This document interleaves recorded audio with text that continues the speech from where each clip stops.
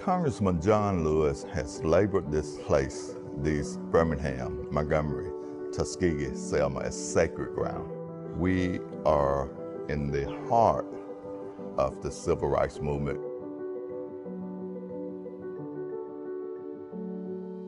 You have to face history and yourself in order to heal from it. It's my 60th year, and I'm doing lots of work to release and transform and be free of anything that's not really serving me in my life. So I'm on this program for personal reasons in order to face history and myself.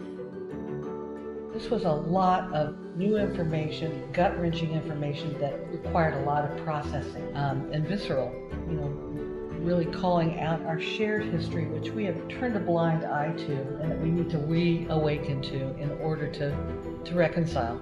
As a child growing up in Alabama, I remember the brutality on the Elvis Pettis Bridge vividly, and we participated in the reenactment of the march. And I think what most of the participants are so proud of are actually stepping foot on the site where these events occurs. But that is an incident of my childhood that really touched me and helped shape my view on civil rights. Going to the Peace and Justice Memorial and seeing the names inscribed of people who were lynched, and there's a beautiful brick wall that was built by African American people, and that's lasted for 150 years. And I put my hand on that to say, yes, you're still here, and I honor you.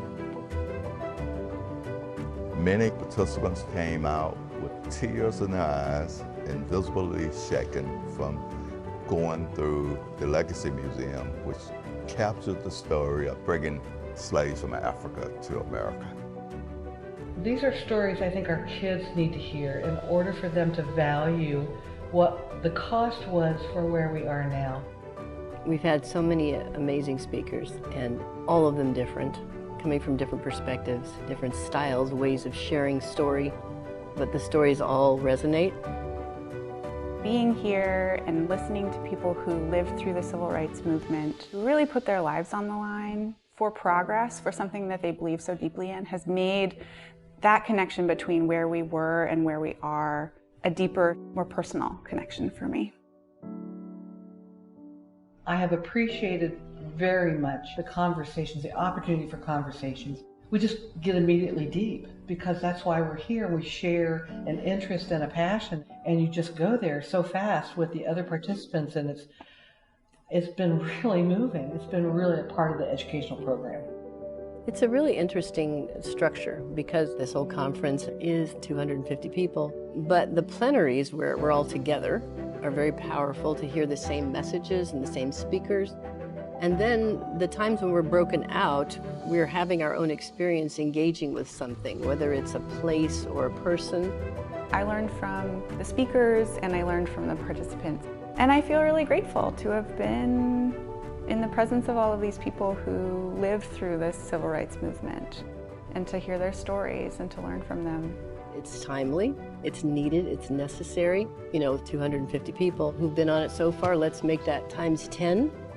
And more people getting close with this and dealing with this, and maybe it's going to have a movement, and maybe more monuments will come up, and maybe more discussions will happen, and maybe there'll actually be truth and reconciliation in the country. But we can't treat it lightly. This could be the thing. Why not?